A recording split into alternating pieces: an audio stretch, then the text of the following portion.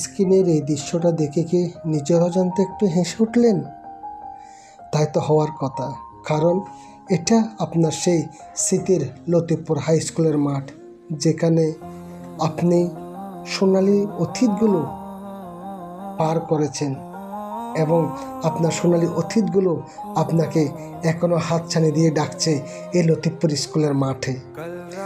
চিন্তা করে দেখুন তো, চারদিকে যখন ছাড় দেওয়ালে বন্দি জীবন আর মোবাইলের স্ক্রিনে আমাদের নেশা, তখন এই দৃশ্যটা যেন এক মুঠো তাজা বাতাস।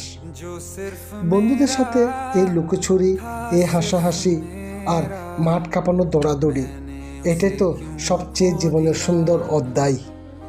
বান্ধবীদের সাথে কাটানো এই দিনগুলো হয়তো একসময় স্মৃতি হয়ে যাবে, কিন্তু এই মুহূর্তগুলোর আনন্দ সারা জীবন মনে থাকবে।